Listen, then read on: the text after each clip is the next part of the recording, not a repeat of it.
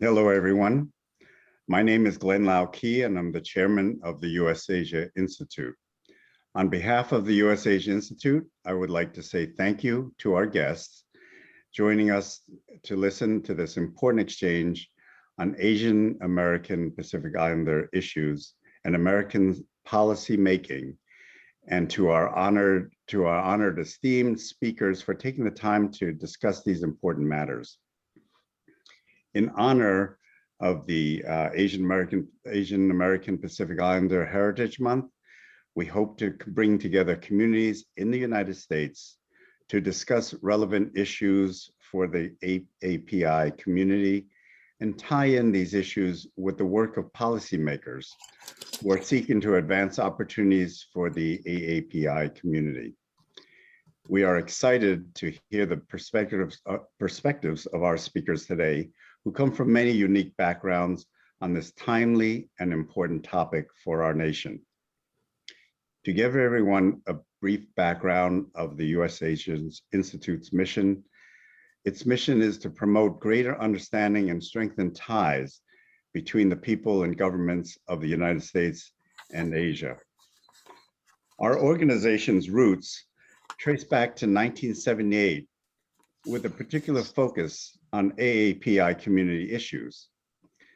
The US Asia Institute was co-founded by Joji Konishima and Esther Key following the first national gathering of representatives from Asian American communities at the White House in 1978.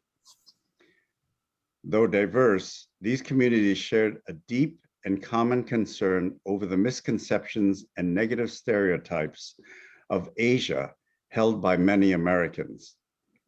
With the support of President Jimmy Carter and then Assistant Secretary of State for East Asian and Pacific Affairs, the Honorable Richard Holbrooke, the National Advisory Council for East Asian and Pacific Affairs was formed to provide input to the State Department on issues impacting East Asia. From there, the US Asia Institute was established as a non-governmental organization in 1979 to serve as an independent voice in the relationship. Today, we remember our organization's mission in facilitating understanding, and we hope those listening today will join us in this mission of producing understanding in the interest of the AAPI community, Asia, and the United States. I would like now to introduce the Honorable Judy Chu, Chair of the Congressional Asian Pacific American Caucus. Congresswoman Chu was first elected to the Board of Education for the Garvey School District in 1985. From there, she was elected to the Montgomery Park City Council, where she served as mayor 3 times. She then was elected to the State Assembly, followed by California's elected tax board. In 2009, she became the first Chinese American woman elected to Congress in history, where she represents California's 27th Congressional District. In 2011, she was elected chair of the Congressional Asian Pacific American Caucus, which advocates for the needs and concerns of the Asian American and Pacific Islander community across the nation. We are honored to have her join us today as a leader in Congress and for the entire AAPI community in the United States. Congresswoman Chu, it is now with great pleasure that I pass it over to you for your remarks. Well, thank you so much. And to everybody, happy Asian Pacific American Heritage Month. Yes, I'm Congressmember Judy Chu, and as the chair of the Congressional Asian Pacific American Caucus, or what we call CAPAC, I'm so glad to join the US Asia Institute for today's conversation as we celebrate the rich history and contributions of our diverse Asian American and Pacific Islander communities. The work you're doing to build understanding and strengthen the ties between the US and Asia and to uplift the AAPI community is so important in our work to cultivate global leaders. And I have been on trip sponsored by the U.S. Asia Institute to Asia. It's my hope that those programs, like those that you offer, will help to inspire future generations of AAPI leaders to get involved in public service and with a true understanding of the global challenges that are ahead of us. Your trips, your educational process, and your ability to reach out is so important, and especially important because we do need to make sure that we get more AAPI leaders. Now, I know this very well because as a young girl myself, I never actually thought I would be in elected office, let alone a member of Congress. It's because I never saw anyone who looked like me in such positions, so it never even occurred to me that it was a possibility. For me, the decision to run for office came when an ugly anti-immigrant English-only movement occurred in the town I was living in, Monterey Park, California. A vocal group of longtime residents resented the new immigrants moving in and wanted English only for the signs in the city and only English books in the library. The last straw was when they got a resolution in the city council saying that only English should be spoken in the city. Well, when the English only resolution passed, people said enough is enough. I joined a multi-ethnic coalition to fight the resolution and help lead an effort to get thousands of signatures on petitions to overturn it. Finally, we succeeded, but it became so apparent that the city council did not represent the city that I ran for city council and won. I served there for 13 years, working to bring people together and serving as a mayor 3 times. Then a vacancy occurred for the state assembly seat in my district. But when I decided to run, I was quickly blocked by the Old Boys Network. You see, the establishment chose their candidate, and it surely was not me. Because of their powerful backing, the Speaker of the Assembly at that time did not support me either. Things looked bleak. But there was a turning point in my campaign, and I remember it well. It was when a mentor came to help me, when then Congresswoman Hilda Solis decided to support me. She'd gone against the Old Boys Network herself by running against an entrenched longtime incumbent. She faced naysayers, but she persevered, and in one of the most memorable campaigns in LA history, she won. She never forgot what it took to win. It was her support that gave me the momentum that I needed. I won that state assembly seat and served for a few years. And then one day, President Obama made a lightning bolt of an announcement. He announced his selection of Hilda Solis to be his choice for Secretary of Labor. It opened up the congressional seat. I decided to run. It was an extremely tough primary. There were naysayers that said someone like me, an Asian American woman, could not win the seat. But I also persisted. And on July 14th, 2009, I won. But the day after, something even more amazing happened. President Obama called me from the White House to congratulate me on becoming the first Chinese American woman elected to Congress in history. And that meant so much to me because it wasn't long ago that AAPIs were so invisible in the nation's capital that if you saw an AAPI walking down the halls, you just had to turn around and look. It was so unusual. But thankfully, that is no longer the case now. In fact, we now have a record 21 AAPI members in the 117th Congress. It's actually our highest number in history. And in January, AAPI shattered one of the highest glass ceilings of all when Kamala Harris was sworn in as our first woman, Asian, and Black vice president in history. And that is why this Asian Pacific American Heritage Month, I want to celebrate this legacy of AAPI leadership. I want more people to know about incredible trailblazers like Dilip Singh Sound and Patsy Mink, the first Asian American man and woman, respectively, to serve in Congress. I want Americans to know the full extent of the AAPI experience, from the discrimination of the Chinese Exclusion Act of 1882 to the overthrow of the Hawaiian Kingdom in 1893 to Japanese American imprisonment during World War II. And I also want American history to reflect the courage of AAPIs who bravely enlisted to serve our country in the military while their loved ones face discrimination at home. And I want to celebrate those who fought for civil rights and continue to move our nation forward.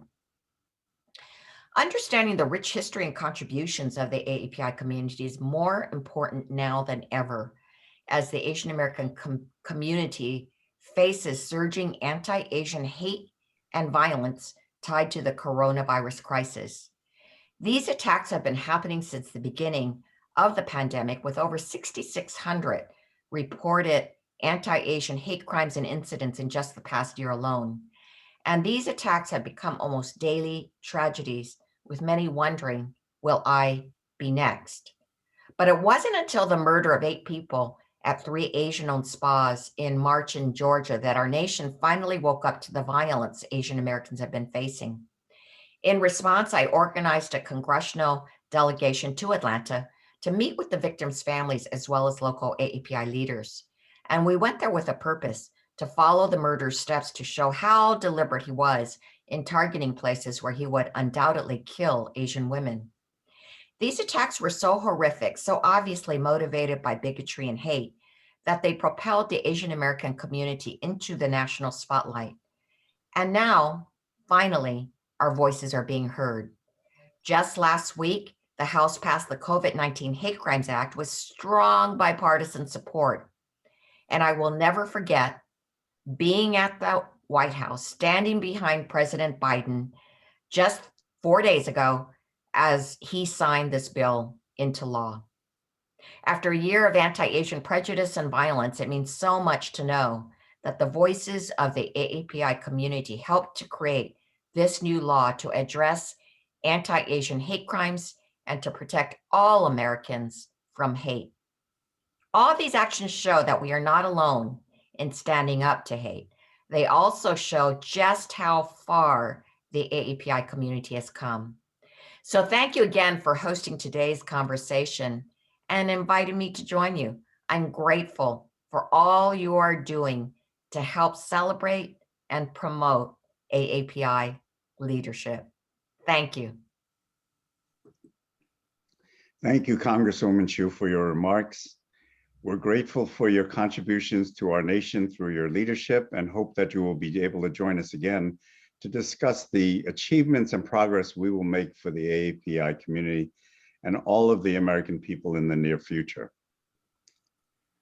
I would now like to turn it over to our moderator for this forum, Ben Wu, the Vice Chair of the US Asia Institute. Ben is the CEO of the Montgomery County Economic Development Corporation and concurrently serves as the Deputy Secretary of Business and Economic Development. His primary responsibilities include advancing technology-led economic growth within Maryland's high technology corridor, focusing on the development of life sciences and emerging technologies. He came to Maryland during the former Governor Robert Ehrlich's administration and was asked to remain in the administration of former Governor Martin O'Malley. Mr. Wu serves as the highest ranking Asian American administration official in the state of Maryland. Previously, he served as the Maryland Assistant Secretary of Business and Economic Development and a senior technology policy advisor.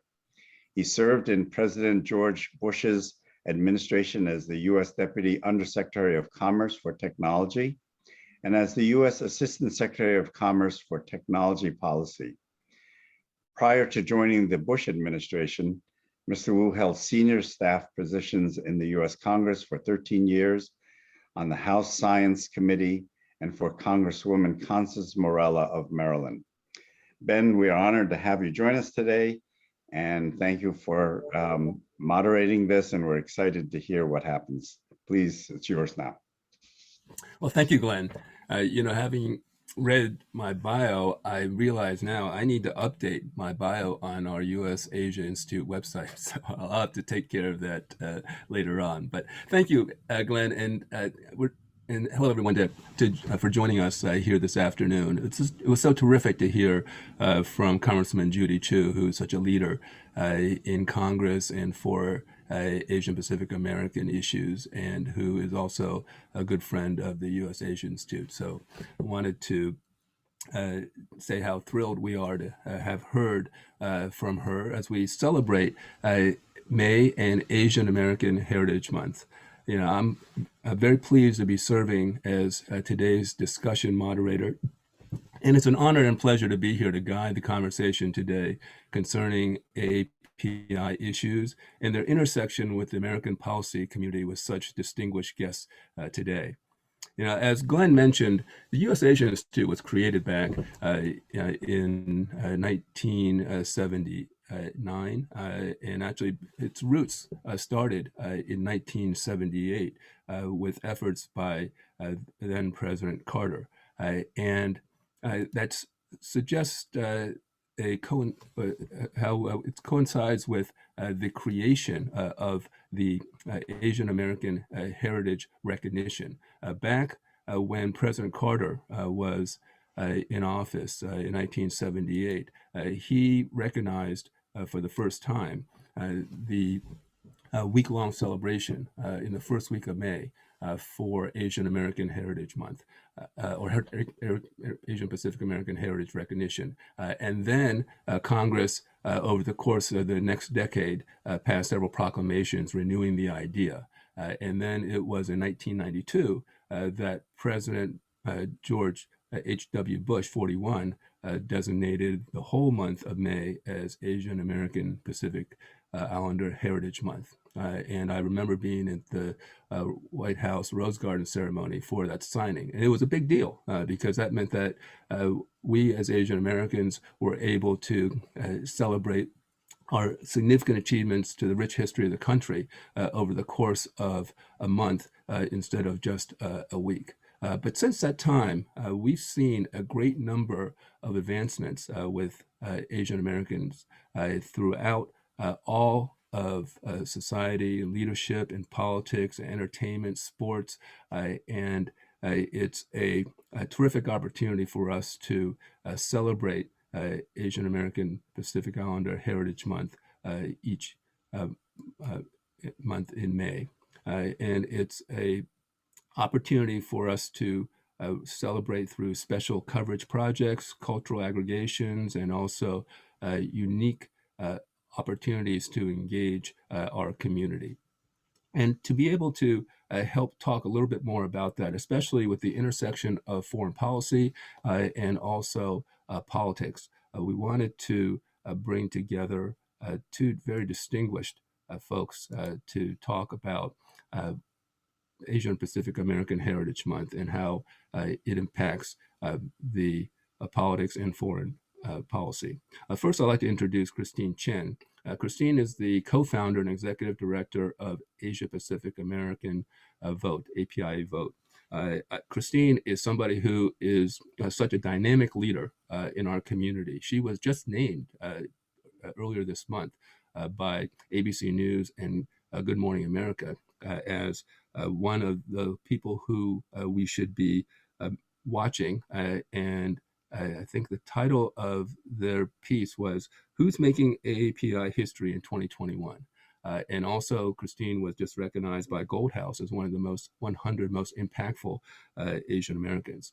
So Christine has been very significantly playing a role in helping to strengthen and expand API Vote's partners into 28 states and making sure that Asian Pacific Americans are able to fully embrace democracy and be able to play a significant role at the polling places around the country.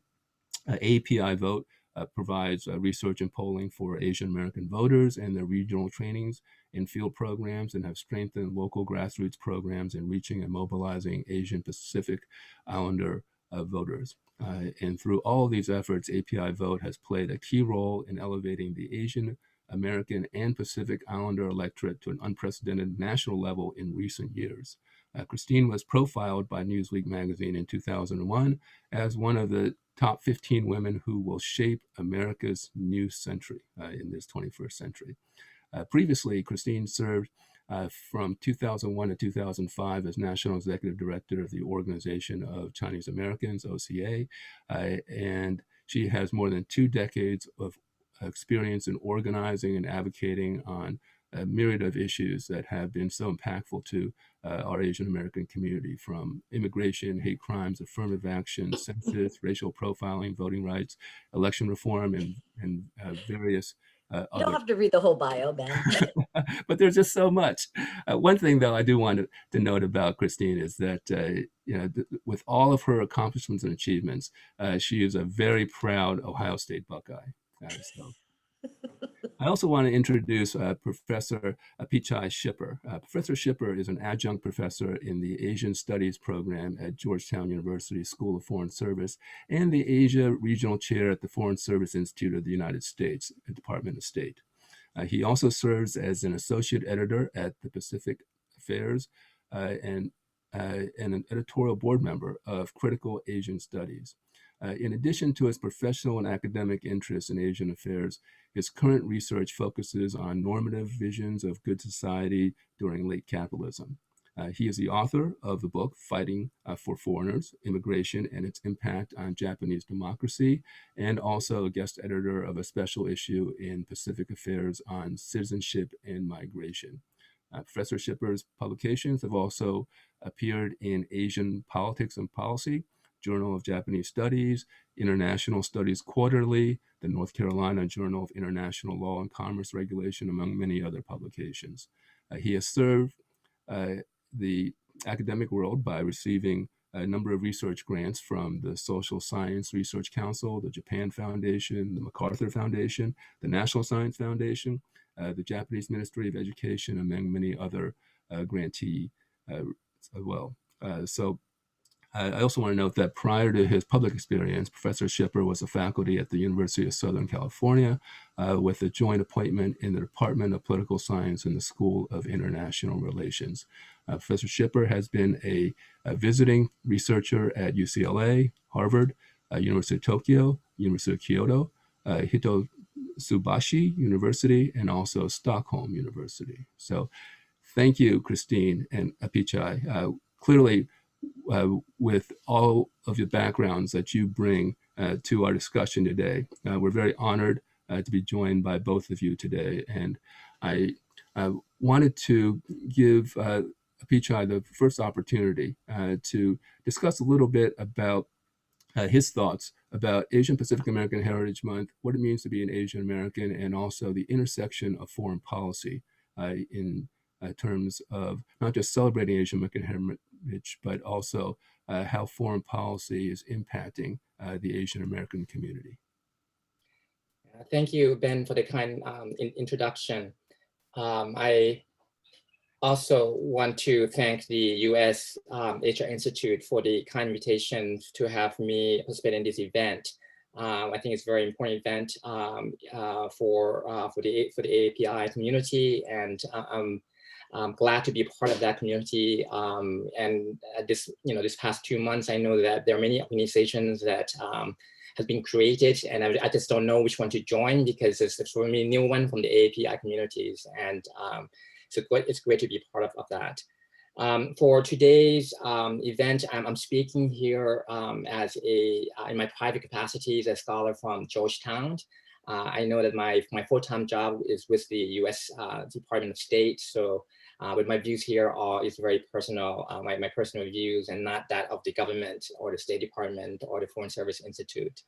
And in many ways, that will allow me to be more frank with my remarks. And with my remarks, I have 2 things I want to focus on my remarks. 2 points.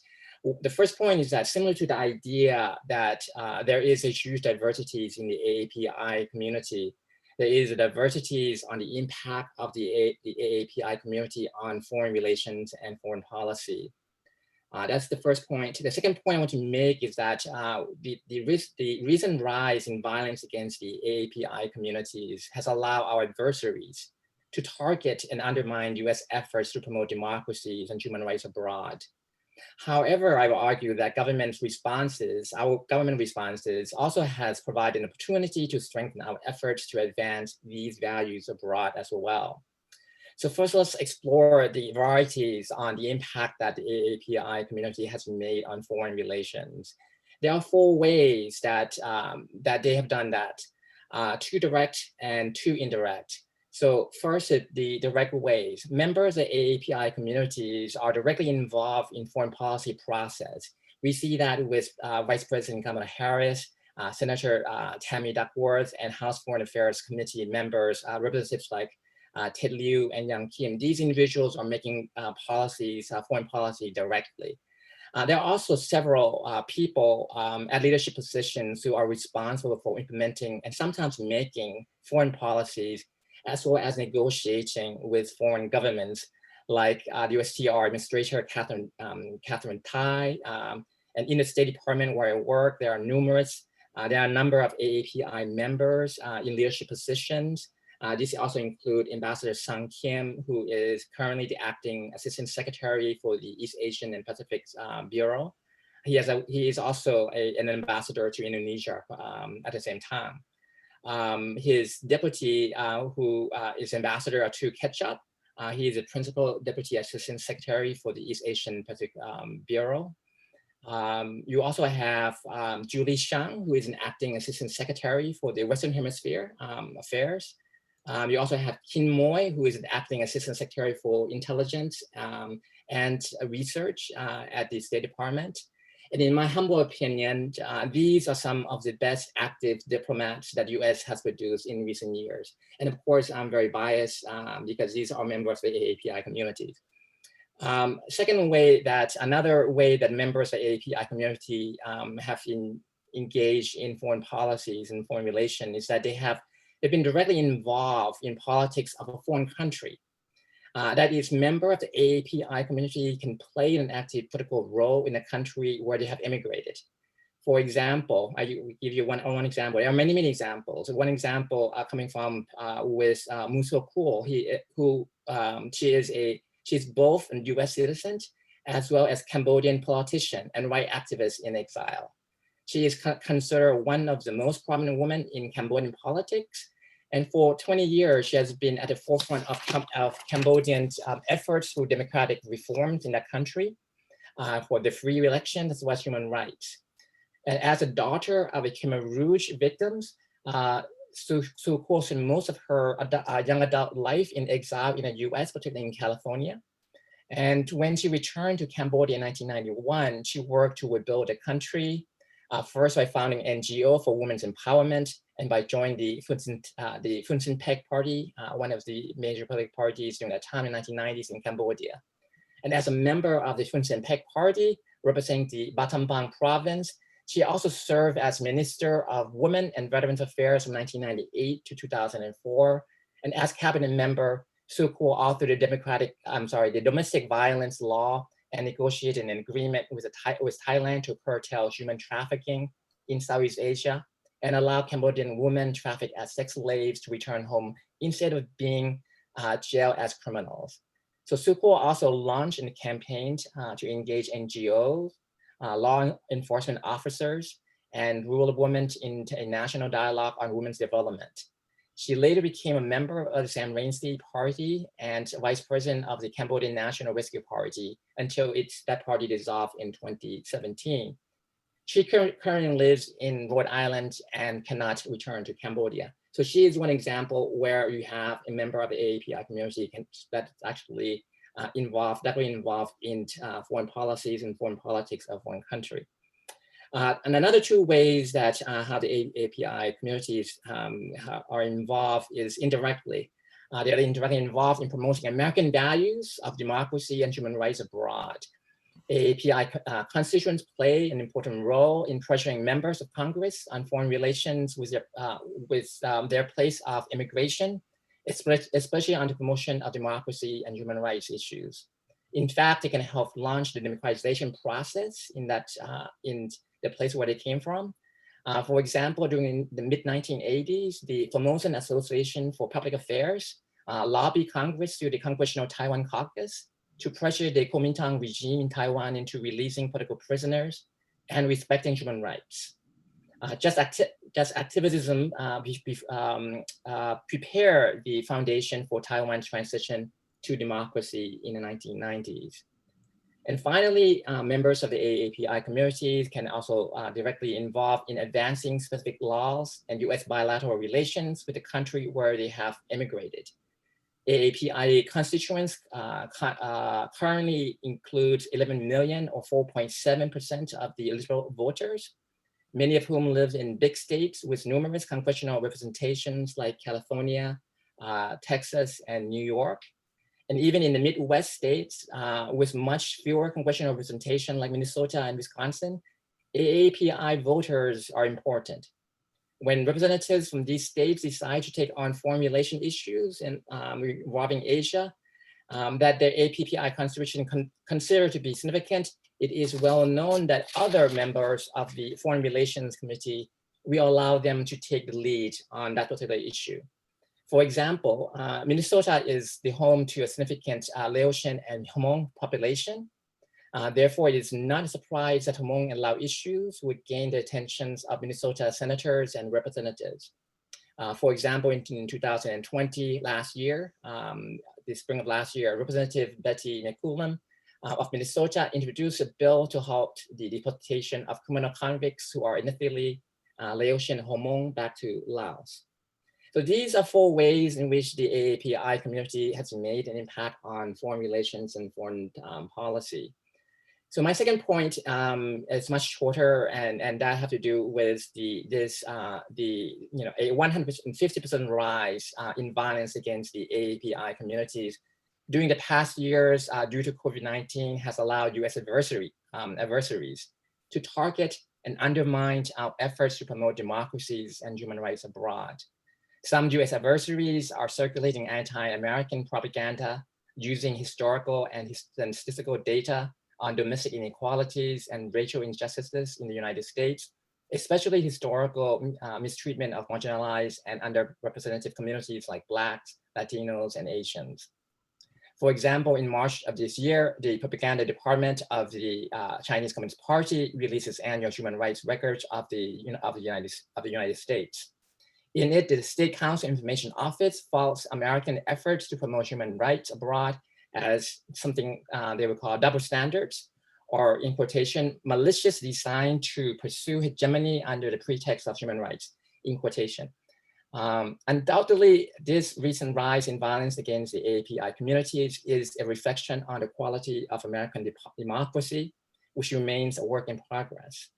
And having said that, I take comfort in living in a country where the majority of the people and our political leaders acknowledges injustices against ethnic minorities or new immigrants and trying to do something about it, like education campaign about Asian Americans, like what are we doing here today at this moment, as well as passing into laws the COVID-19 Hate Crimes Act to better protect Asian Americans from further violence.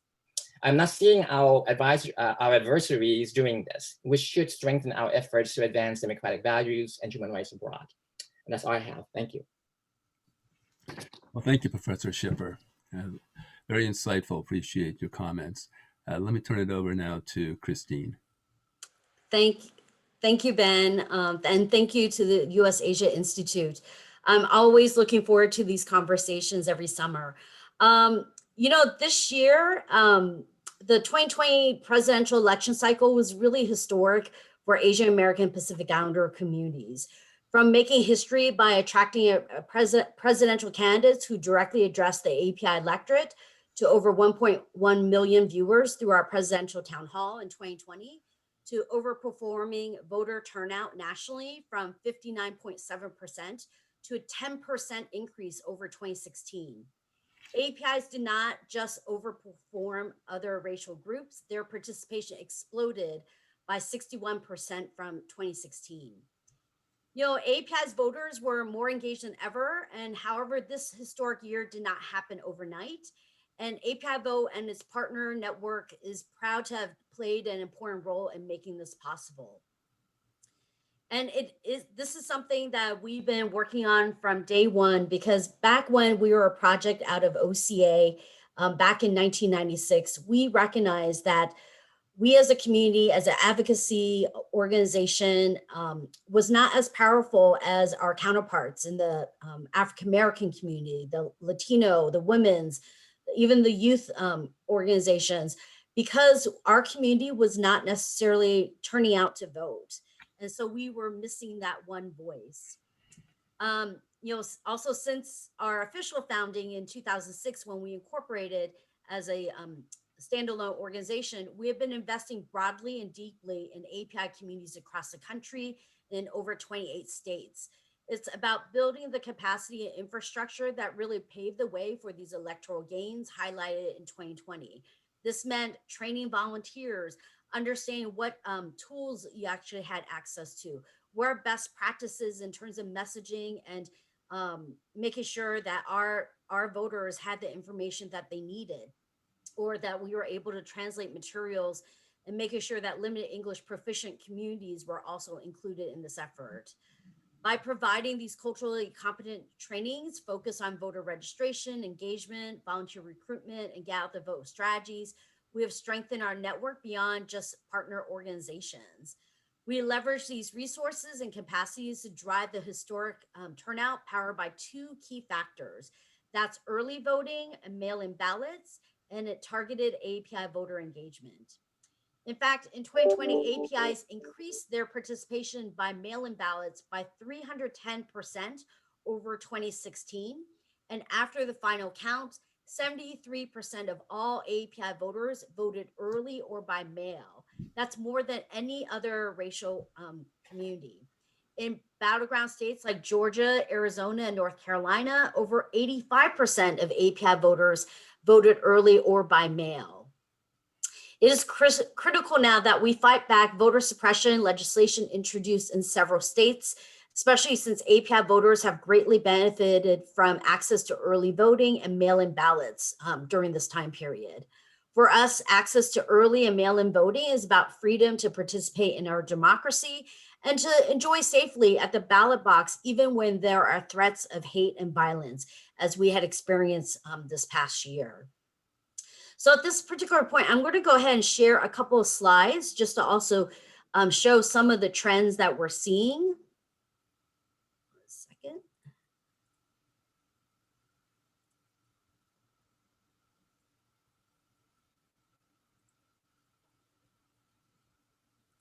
Let's see, share. There you go. Here are just some of the key demographic trends we're also seeing just in terms of our population. The US Census just released some recent data. If you look at the chart on the left, we see that every single state in the last 9 years had grown in double digits. The only one that did not was Hawaii. And then with the 2020 census results on the right-hand side, you'll see is that in the green are states that are gaining congressional representation, and in red are those that are losing representation. But I would like to also point out that even in Oregon, Colorado, Texas, Florida, North Carolina, we're seeing tremendous growth of the API population. So we're going to look forward to when the race data actually comes out in the fall to really be able to analyze it on how that will actually play out and make an impact when it comes to outreach for the upcoming elections. In addition, I also wanted to show that the largest Asian origin groups differ from state to state. So when we're also looking at the different populations where they're migrating across the country, there are different pockets where you're going to see larger communities be factored in. We talked about a little bit of battleground states. The margin of victory in 2020 is on the top line, and then the number of APIs who voted in 2020 is on the bottom. And here you will see is that our voter population is actually many times larger than the margin of victory. So one of the narratives that we want to come out of the 2020 elections is to ensure that we also get credit in terms of how we are a viable and large, important electorate that all parties and all candidates moving forward need to continue to engage and also pay attention to. And this is also demonstrated when you look at the data in terms of the growth of voter registration and turnout. For the longest time, we started in 2004 at 35% and 30% when it came to registration and turnout. And for the longest time, I was always telling people that you might as well assume that only half of your family and friends were registered to vote and were ready to turn out for their local elections, because it always hovered around that 55, 56% in terms of the registration. So our community still has a lot more to work on in terms of making sure that we're at parity with national trends, and especially with the white community. But at least here in 2020, we made a strong effort. Now it is about turning out our communities for local elections here in 2021. New York and Boston, they're having major mayor races. We also have governor races in New Jersey and in Virginia. And these local elected official elections are also important in our fight for stopping anti-Asian hate, because many of the policies are not necessarily just about implementation at the federal level, but many times it's about now that we passed legislation at the federal level, what type of resources will be trickled down to the state and local communities. And so making sure that we make of asks of local elected officials in terms of policies and resources that we need coming out of all this rise of the anti-Asian violence. Here it is, are some numbers in terms of, if you want to take a look in terms of comparisons to the white, Black, and Hispanic community. We're so excited to see that for the longest time, we were at the bottom. We were the one community that had the lowest voter registration and turnout. This time around for turnout, we're about 3% shy of what the Black community has been able to do. And, as we saw in the previous chart, we're also is an electorate that they need to pay attention, because so many different of these races are being won at such slim margins in itself. So with that, this is one angle in terms of how we actually gain a voice, is through the ballot. But at the same time, we have also focused on, here in the nonprofit community and advocacy world, is really creating an ecosystem, because having voters turn out is one part of it. But then we also need to make sure that we have a pipeline for different nonprofit advocacy organizations of staff in terms of members. Do we have enough elected officials at the federal and local level? So for those of you who want to get an inside view in terms of how at least DC works, I want to just highlight the fact that in this ecosystem, many of the national API civil rights organizations all began back in the 90s. It all started out with only 4 organizations: Organization of Chinese Americans, Japanese American Citizens League, Asian Pacific American Labor Alliance, and what we now call Asian American Advancing Justice, AJC. For the longest time, we were represented by 4 different organizations. They had a limited staff, just a handful of folks that was trying to make sure that we were represented in meetings with members of Congress, with the administration. Since then, I would say in the last 25 years, we've now grown to about 36 different national API advocacy organizations representing a wide variety of different communities of different sectors. We all work together within the National Council of Asian Pacific Americans. And then here in DC, nothing is ever done just in coalition, even within your own community. Many of us are also members of the Leadership Conference on Civil and Human Rights, where we work with 200 other civil rights organizations, where we have allies with the Black community, the Latino, the religious communities, the women's. So a lot of the work that we do is not siloed, is actually working in collaboration with all these other communities. It's the same way also on Capitol Hill. We just heard from Judy Chu, who's the chair of the Congressional Asian Pacific American Caucus. As that caucus continues to grow, they are also aligned and working with the Black Caucus and the Latino Caucus, and in terms of trying to push different policy agendas. In addition, there's the Congressional Asian Pacific American Staffers Association, because it's also important that many interns are coming through this system during the summer that we want to transition you to actually be staffers. We actually are still not fully represented in terms of a lot of congressional districts, and we need to make sure that we're there at the table when policies are being made and to influence your elected officials. Also at the federal government level, starting with the President Clinton administration, NCAPA was able to advocate for the creation of the White House Initiative on Asian American and Pacific Islanders. This initiative is essentially the one office where they make sure that all the other federal agencies are making plans and thinking strategically about how they can maximize the programs and resources that each of these federal agencies have in serving the API community. I think this is even more important as we look at the recovery from the pandemic, as we also recover from and also stop the continuing rise of the anti-Asian violence and see what is the role that each of these agencies have to play. And that's why it's been really important for this community to really continue to advocate that we have high level representation in terms of appointments. We are delighted to see that Ambassador Catherine Tai was appointed as the U.S. Trade Rep.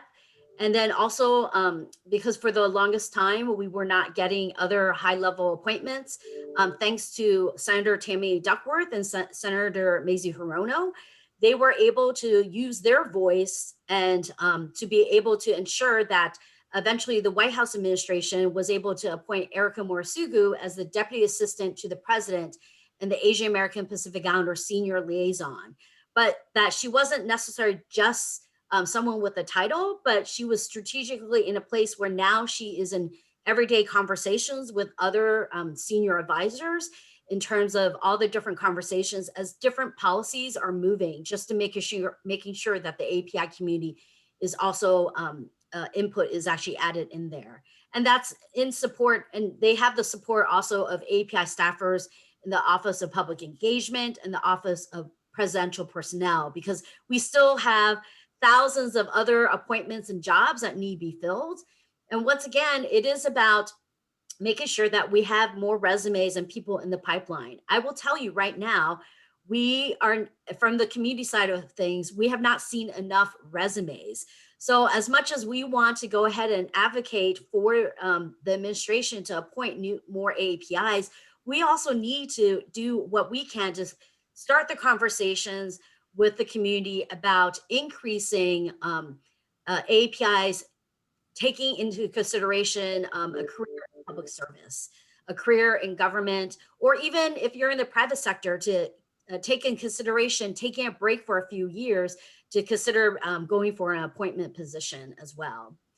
The other thing, lastly, I want to also wrap up with is that with the passage of the COVID-19 Hate Crimes Act, we're so delighted that as this gets implemented at the Department of Justice, we have the leadership of Vanita Gupta, who's now the DOJ's Associate Attorney General.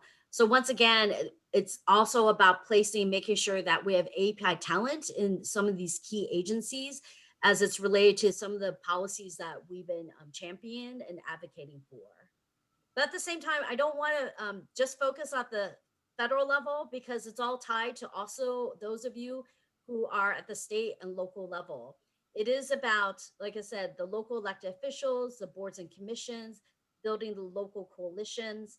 And I think at any time during this, during our history, we're coming out of the pandemic stronger with other allies. I believe that conversations about the Black Lives Matter movement and how it's tied to stopping anti-Asian violence is stronger than it ever has been. Part of it is because of the younger generation living with their parents and grandparents, where one really couldn't escape during this pandemic, but we were having a lot more thoughtful long-term conversations. But the work also continues past May. Hopefully, we really want to make sure that we're not seeing a repeat of Atlanta or things that have transpired, especially in what we've seen in California and New York. So that what that means in terms of long term is that this work has to continue throughout the year and for years to come. It's also about battling some of the three stereotypes that I would like to also always focus on, is that our community is typically seen as a model minority myth, where we typically are not seen as having any issues, that we're all successful. It's a one-dimensional view of this community. And as a result, many times people were like saying, wow, I didn't realize this was happening to you all year when Atlanta had happened. Because once again, they were thinking that we had this model where this is all happening with the backdrop of the model minority myth. The other stereotype that we have is that we're a perpetual foreigner, that no matter how many generations that we've been here or the contributions that we've had, we're seen as a foreigner as well as a threat to the West. And then the last stereotype is that we have to fight is the whole notion that we're the other. This is why we are always advocating for disaggregated data, not only on Asian Americans and Pacific Islanders, but also disaggregate the data to really capture the true diversity of the 50 different ethnic communities that really are underneath that umbrella of what we call Asian Americans and Pacific Islanders.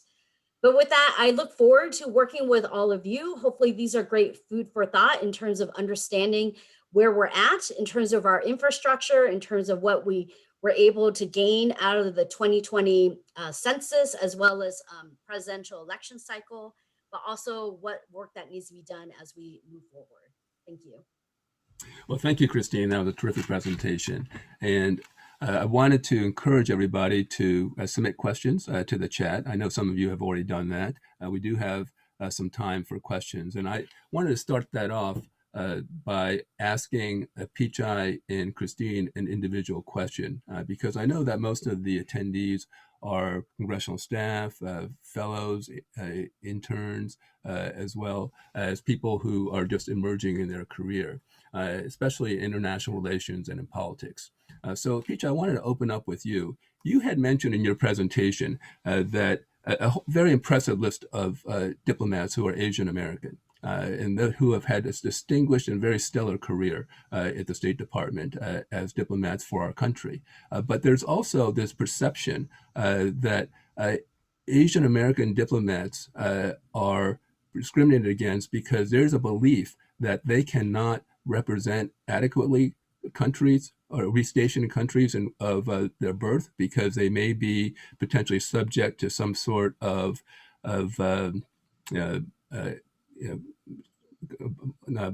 blackmail or something that would potentially inhibit their ability to remain biased towards the United States. And so I wanted to see if you could address some of that. I mean, is that perception and that culture exists within the State Department? I mean, and does that inhibit advancement for anybody who wants to become a Foreign Service officer?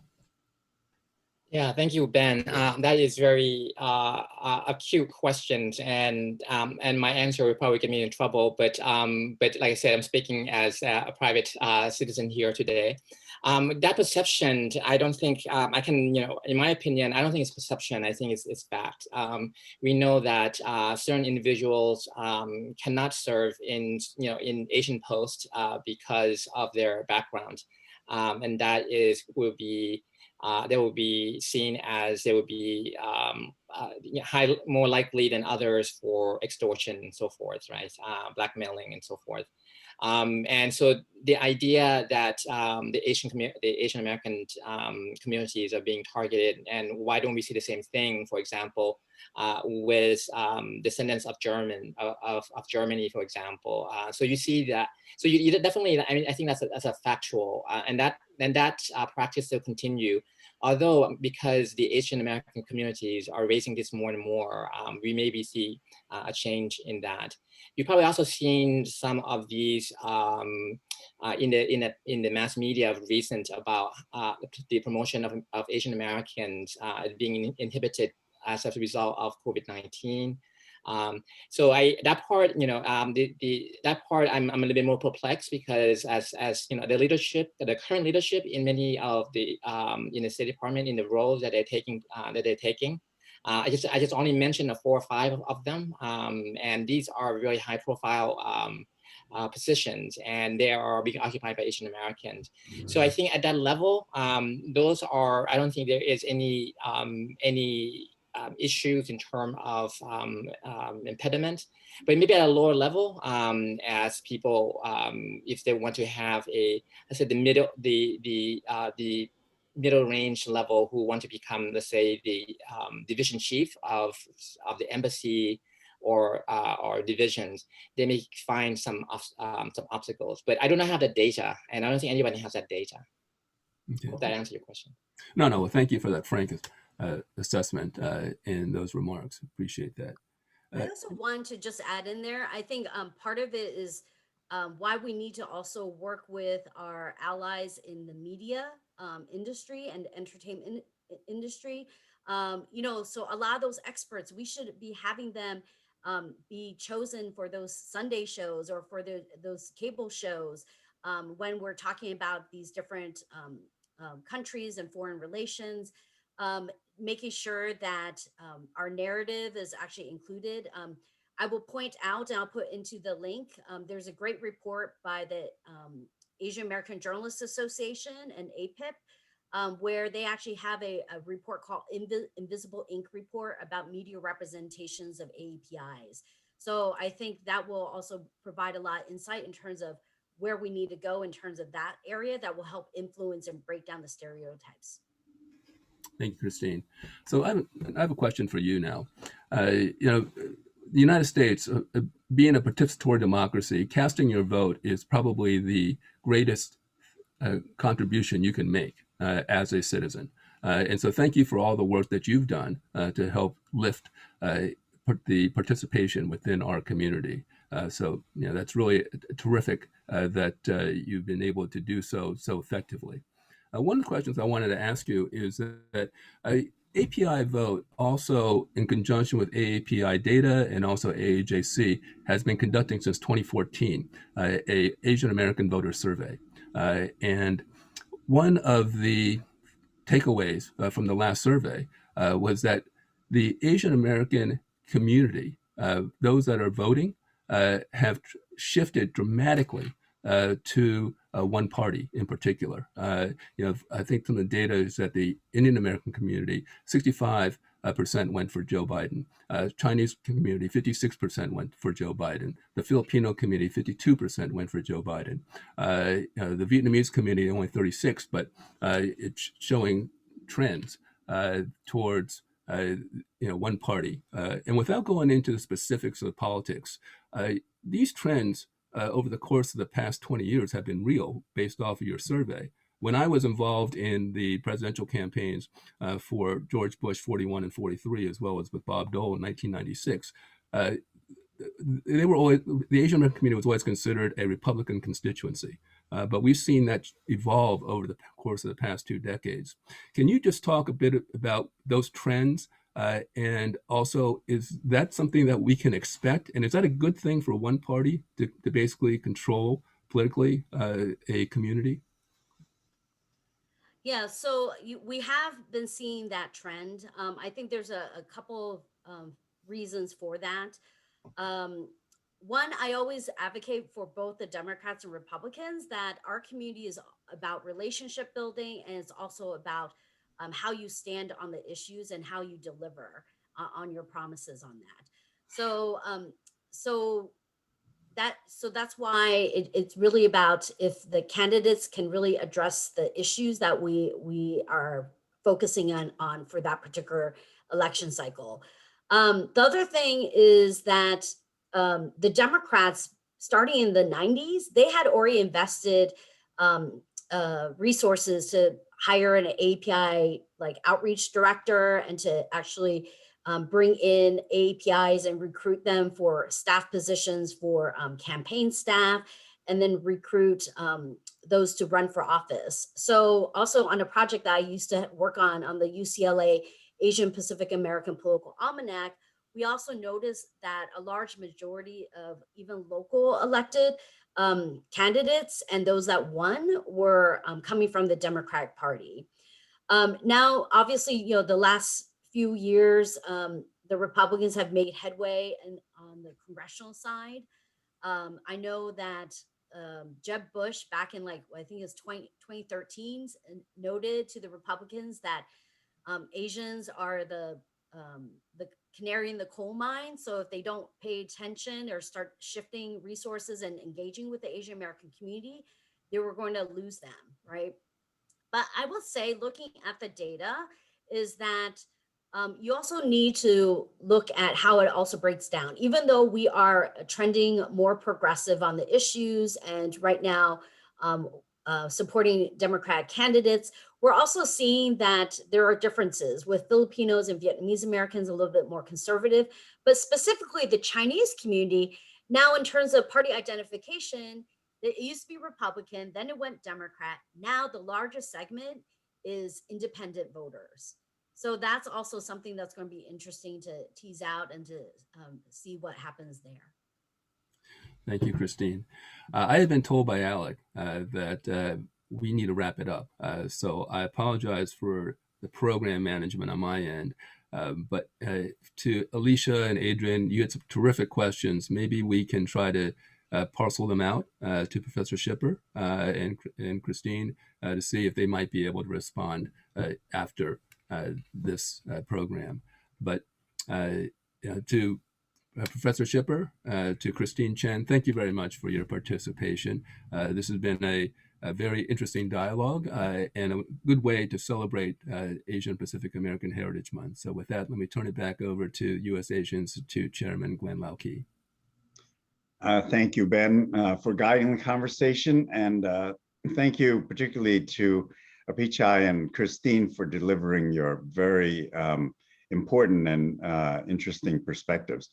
We appreciate all that you do for the AAPI community and overall American policy community, and we hope to engage you in the future.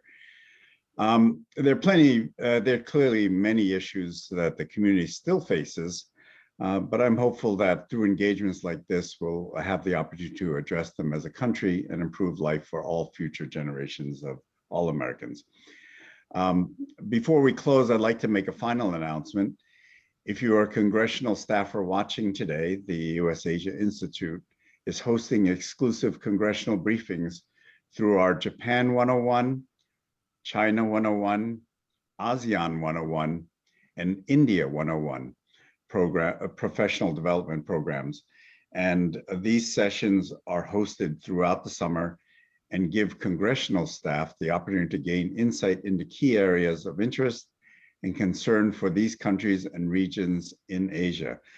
Please visit our website or email us if you're interested in these briefings. And so with that, again, thank you very much. And thank you for all of you for listening in today. And please have a wonderful rest of your day. Thank you.